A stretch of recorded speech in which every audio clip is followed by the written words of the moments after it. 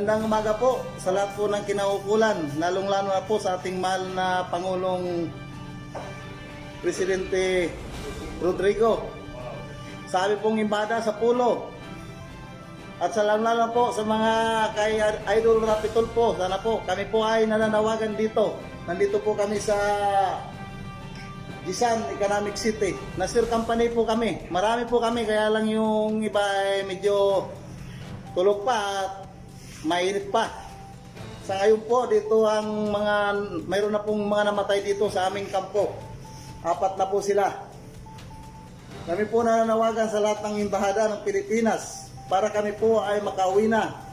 Kasi 2 buwan na po kami dito nakatambay na walang sahod. At marami na po naka-quarantine at 4 na po ang namatay dito. Nag-aalala na po ang aming pamilya sa Pilipinas.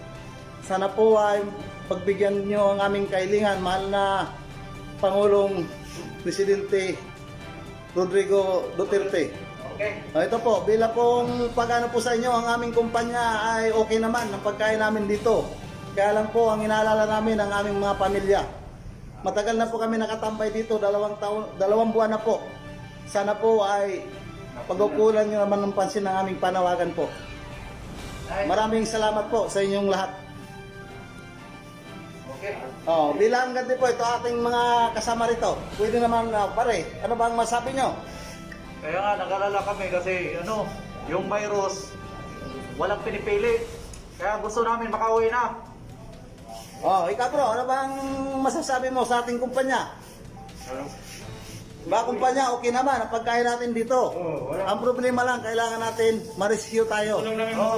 Gusto natin makauwi para makapiling natin ang ating mahal sa buhay.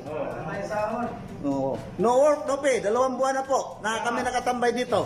Nandito po kami ngayon sa toilet nag-meeting para mapayarating sa inyo itong aming kahilingan. Pulo ng Saudi Arabia. Sa pulo po. Kailangan po tulungan niyo po kami. Sa Jeddah. Nandito po kami.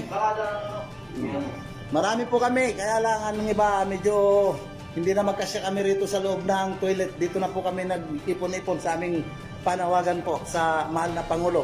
O kaya kay Idol Rapi Tulfo.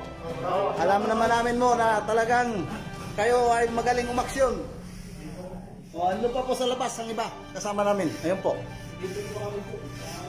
Dito po kami sa Jisan ngayon. Marami pong salamat. Sana po ay kami ay inyong maaksyon na.